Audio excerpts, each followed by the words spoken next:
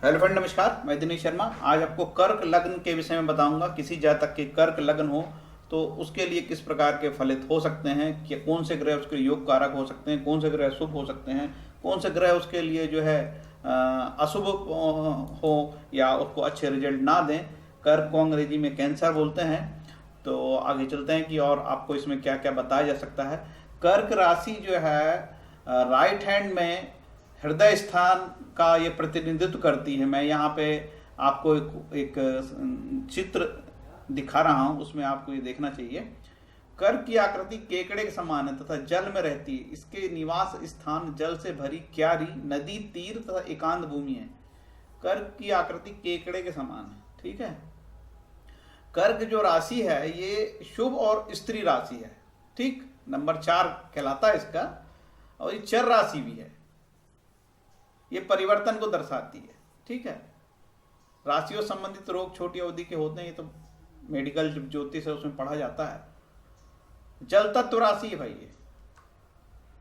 ये भी जो विश्लेषण हो रहा है कर्क राशि का, कर्क लगन की कुंडली का सामान्य विश्लेषण हो रहा है, सैद्धांतिक विश्लेषण हो रहा है।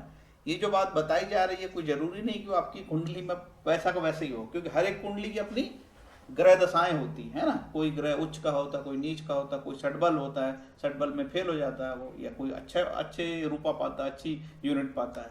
बहुत सारी बात है। कर्क लगन की कुंडली योग कारक अशुभ ग्रह का विवरण यहाँ दिया जा रहा है। किसी जातक की यदि कर्क लगन की कुंडली हो, लग्न हो रही है, यहाँ पे राशि चंद्रमा की राशि की बात नहीं हो रही, कर्क लगन की बात हो रही है। इस तरीके से ये कर्क राशि होगी, नंबर 4 यहाँ होगा। ठीक है। तो यहाँ पे सब मैंने लिख दिया हूँ जो भी आवश्यक जानकारी की, कौन सा मारक स्थान है ना, और कौन सा जो है त्रिकोण है, शुभ है। इस तरीके से ये मैंने सब लिख दिया है आपको कि अच्छे से दिख जाए, क्योंकि कई बार बोलने में मैं स्वयं ही त्रुटिपूर्ण बोल देता हूँ फ्लो में, फिर आप कंफ्यूज होते रहेंगे। तो इसलिए मैंने लिख भी दिया है कि बिल्कुल आसानी से आपको समझ में आ जाए और बहुत सरल भाषा में बिल्कुल आसानी से समझ में आए। तो ये कर्क राशि हुई। जिसकी कर्क राशि होगी तो नंबर 4 से उसका काम चालू होता है ना। पहला भाव 4, 5, 6, 7, 8, 9, 10, 11, 12, 1, 2, 3, 12वां भाव में मिथुन राशि। ठीक। तो बहुत योगकारी जो भावार्थ रत्नाकर बहुत सारे योग दिए, धनदायक योग। तो आप थोड़ा देखें, पड़ेगा आपके लिए फायदे की बात है ये। थोड़ा ध्यान रखना पड़ेगा, तो वीडियो तो पूरा देखना पड़ेगा। आप बिल्कुल छलांगा ही लगाओ तो ऐसा होगा नहीं यार, है ना। फुकट में दुनिया में कुछ नहीं मिलता, देखना पड़ेगा ना। बोलता है चंद्रमा, मंगल, बुध शुभ ग्रह है। देखते हैं भैया चंद्रमा, मंगल और बुध कैसे शुभ ग्रह है। चंद्रमा तो निश्चित रूप से लगने ऐसा शुभ है।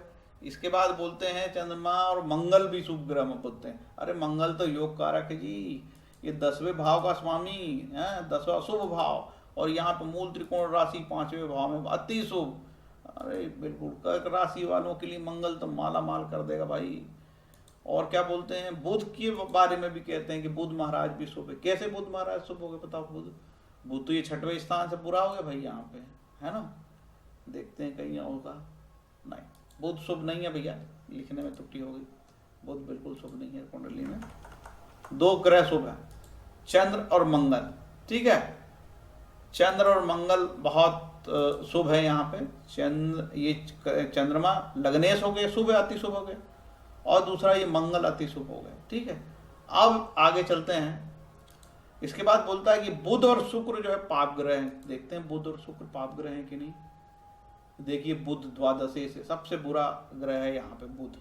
ठीक है, ये बुध। और यहाँ पे उपचय भाव, ये भी पापी भाव है। तो ये 2 भाव होने से बुध खराब होगा यहाँ पे, बुध ठीक नहीं कुंडली में। अब आगे चलते हैं। बुध और शुक्र बोला है ना। शुक्र देखते हैं कैसा कुंडली में।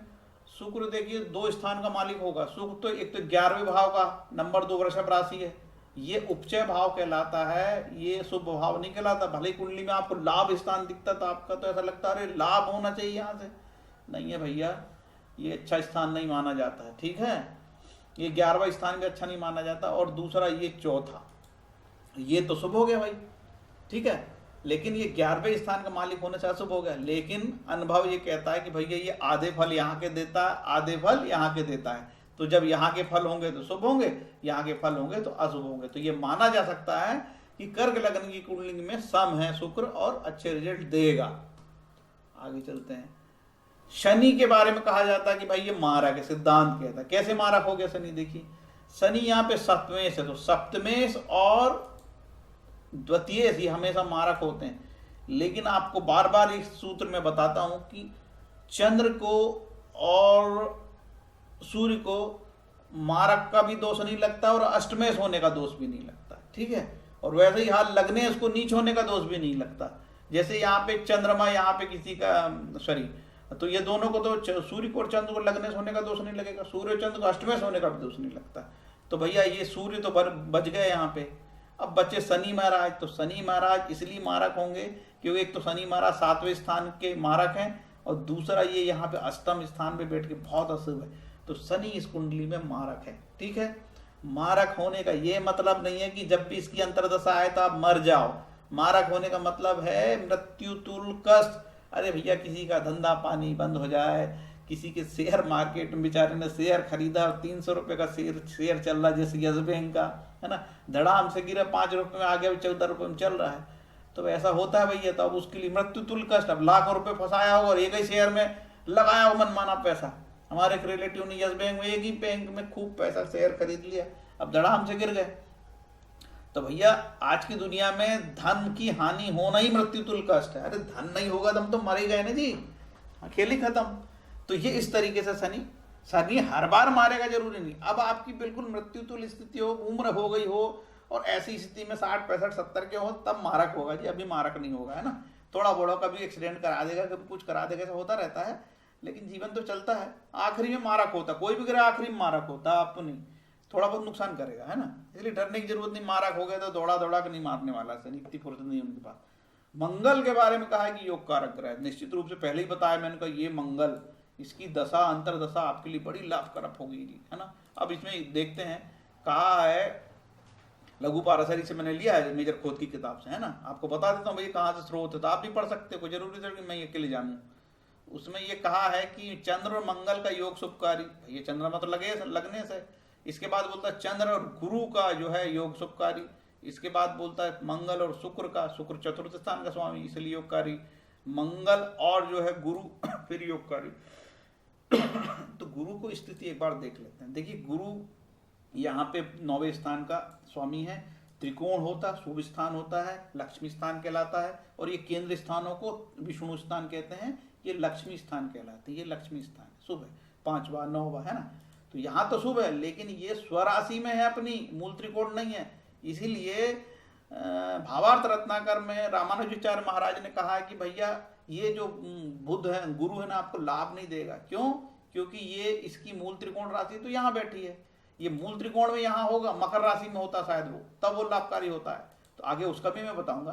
तो ये यहाँ पे शुभ तो माना, लेकिन भैया ये यहाँ पे 6ठे स्थान का स्वामी होने से उतना शुभ नहीं है। तो मूल सिद्धांत ये भैया कि चंद्रमा मंगल की युति हो, दशाएं जैसी आई तो शुभ होगी। चंद्र गुरु में भी ठीक है, मंगल गुरु शुभ है, मंगल गुरु शुक्र है, मंगल शुक्र है और मंगल गुरु शुक्र है। मंगल शनि निकृष्ट है बिल्कुल, ये मतलब सदोष हो जाएगा, मंगल में दोष हो जाएगा, ठीक है, निकृष्ट योग है मंगल शनि। तो इसको हटा ही देते हैं ना, मंगल शनि निकृष्ट है तो हटाओ, छोड़ो, ठीक। अब निष्फल योग क्या है? गुरु शनि का निष्फल योग है भैया, क्योंकि शनि आपको मैंने बताया था, गुरु तो यहाँ पे ये है और गुरु का त्रिकोण भर शुभ है और ये षष्ठेशों के अशुभ है 9वें स्थान 6ठे स्थान पे। अब शनि तो इस कुंडली में ऑलरेडी अशुभ ही बताया था, सब मारक भी है और अष्टमेश भी है, ये तो अशुभ योग हो गया। इसके बाद गुरु शुक्र का भी अशुभ बताया। क्यों? गुरु तो यहाँ पे मैंने आपको बताया कि ये शुभ है और ये अशुभ है, और ये गुरु शुक्र यहाँ पे ये द्वादशेश होने से भी अशुभ है। भले यहाँ के हिसाब से वो कुछ फल देगा, तो बहुत अच्छे रिजल्ट की उम्मीद नहीं है, ठीक है। तो इस तरीके से और कोई ग्रह बच गए क्या? सारे ग्रह का विश्लेषण मैंने कर दिया। लग्न का कर दिया, चंद्रमा का, सूर्य बिल्कुल लग्न शुभ है, चंद्रमा शुभ है, सूर्य भी मान्य शुभ है, इसमें बुध बहुत बुरा है, और शुक्र जो है आधा शुभ है, सब मान लो, क्योंकि ये 11वें स्थान होने से अशुभ, यहाँ बिल्कुल शुभ है, ठीक है। मंगल बहुत लाभकारी, मंगल माला माल कर देगा आपको। अब इसमें गुरु जो है 9वें स्थान होने से यहाँ अशुभ है और यहाँ से शुभ है, तो ये भी आधा मान लो 50%। शनि पूर्णतः बुरा है, ठीक, लेकिन ये शनि मौका आने पे आपको पद प्राप्ति भी करवा देगा। क्योंकि भैया ग्रह के अपने मूल भाव, अब दशमेश का काम तो शनिच करेगा ना, दशमेश की जिम्मेदारी शनि को मिली तो शनि करेगा अपने काम। शनि को जब बुरा करना है तो बुरा करेगा, लेकिन जब लाभ देना, पद प्राप्ति यहीं से होती है, समझौते यहीं से होते हैं, और पत्नी का स्थान है, पत्नी का शुभ करना तो ये शनि महाराज ही करेंगे। सब अपना अपना काम करेंगे भाई, शनि का काम कर लंघन चंद्रमा थोड़ी करेगा, है ना। तो इस तरीके से ये विश्लेषण मैंने यहाँ पे किया है, सभी ग्रह का लगभग हो गया। आगे चलते हैं कि भावार्थ रत्नाकर में महाराज जी ने क्या क्या शुभ योग बताए। भावार्थ रत्नाकर में महाराज जी बोलते हैं कि कर्क लग्न के जातकों के लिए गुरु विशेष लाभदायक नहीं होता। कारण मूल त्रिकोण से मैंने बताया विशेष लाभप्रद, विशेष धनप्रद है, धनप्रद नहीं होता। कारण क्या होता, क्यों नहीं होगा ये धनप्रद?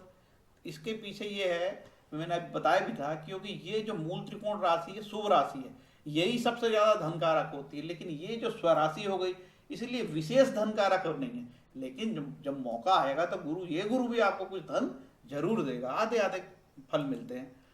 कर्क लग्न वालों के लिए मंगल योगकारी होता है, परंतु यदि पंचम दशम में पड़ जावे तो विशेष रूप से फल पड़ता है। देखते भैया, पंचम और दशम में कहीं पड़ जाए तो, पंचम दशम कहाँ है? पंचम, ये हो गया पंचम, और इसकी एक कॉपी कर देते हैं, ये हो गया दशम। देखो, कर्क लगन वाली कुंडली में कहीं पे यदि मंगल आपका ये 5वां बैठा हो, ठीक है, ये यहाँ पे स्वराशि में बैठा हो तो बहुत योगकारिक होता है, ऐसा महाराज जी ने बोले हैं। ठीक है, तो इसको मैं अब जहाँ है वहीं रख देता हूँ। दूसरा सूत्र चलते हैं भाई। दूसरा सूत्र कहता है, इसको थोड़ा ऊपर कर देते हैं, ठीक है। इसके बाद कहता है कर्क लग्न वालों के लिए मंगल योगकारी, ये तो बता दिया। शुक्र यदि द्वादश भाव में मिथुन राशि में स्थित हो तो अच्छा फल करता है। शुक्र कैसा भैया? इसको शुक्र तो यहाँ पे ये देखो, शुक्र बड़ा विशेष बात है। कारण क्या है मेरे को समझ में नहीं आ रहा भाई, शुक्र यहाँ बैठने से क्या फायदा होगा? शुक्र यदि द्वादश मिथुन राशि में स्थित तो अच्छा फल देता है। भाई ये सूत्र है महाराज जी का, मैं इसका विश्लेषण नहीं कर पा रहा हूँ, क्योंकि मेरे को ऐसा लगता है कि शुक्र यहाँ पे यदि होगा तो शुक्र चतुर्थे शुक्र यदि यहाँ पे आ जाएगा तो क्यों लाभ देगा, मुझे इसका विश्लेषण नहीं समझ में आ रहा है। तो मैं इस बात को यहीं पे ख़त्म करता हूँ। मैं ज़्यादा ज्ञानी नहीं हूँ, ज़्यादा माथापच्ची करूँगा नहीं मैं। ठीक है, अब चलते हैं, जितना बनता उतना ही तो बताएंगे भाई, ज़बरदस्ती झूठ थोड़ी बोलेंगे। वरना हमारे सिर पे वो कोई बंदूक रखा है कि तुम झूठ बोलो, प्रभावित करो लोगों को, वो भी नहीं अपने पास। यदि मंगल गुरु चंद्रमा द्वितीय भाव में हो और सूर्य शुक्र पंचम भाव में हो, सूर्य शुक्र पंचम भाव में हो तो जातक महा भाग्यशाली होता है। देखिए, यदि मंगल गुरु चंद्रमा द्वितीय भाव में, सूर्य शुक्र पंचम भाव में, तो मंगल गुरु चंद्रमा को बैठाते हैं भैया। मंगल गुरु चंद्रमा को द्वितीय भाव में, मंगल गुरु और क्या बोला है, मंगल गुरु और द्वितीय भाव, मंगल गुरु द्वितीय भाव में और सूर्य शुक्र मंगल गुरु चंद्रमा, ये हो गए चंद्रमा, ठीक, द्वितीय भाव में।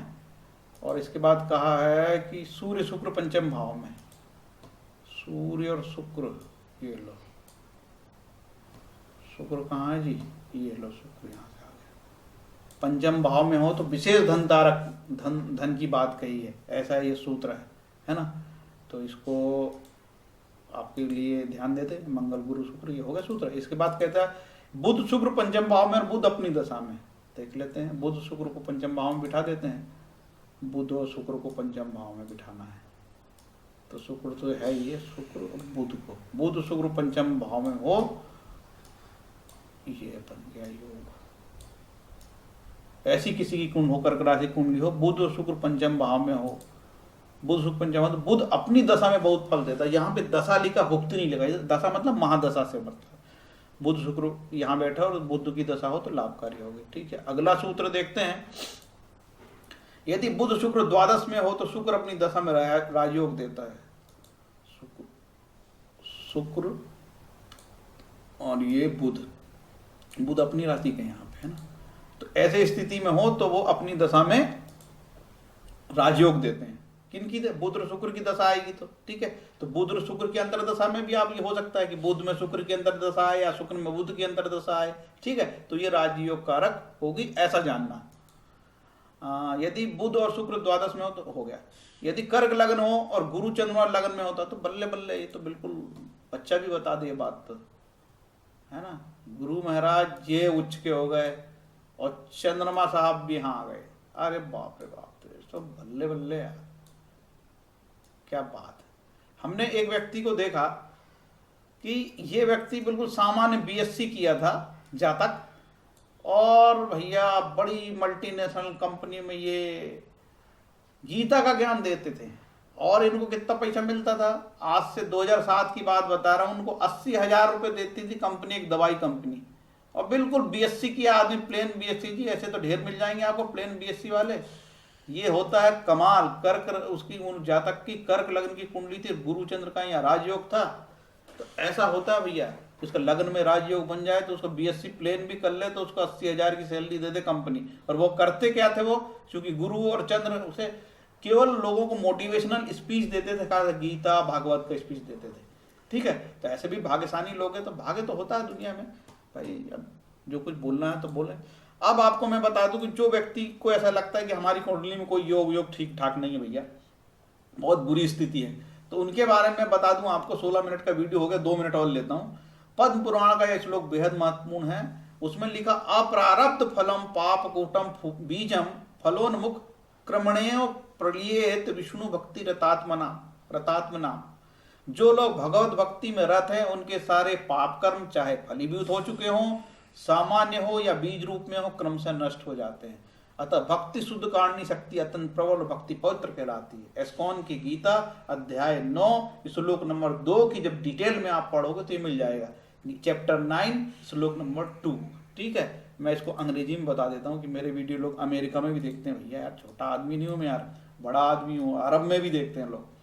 For those who are engaged in the devotional service of the supreme personality of Godhead, all sinful reactions whether fructified in the stalk or in the from a seed gradually vanish।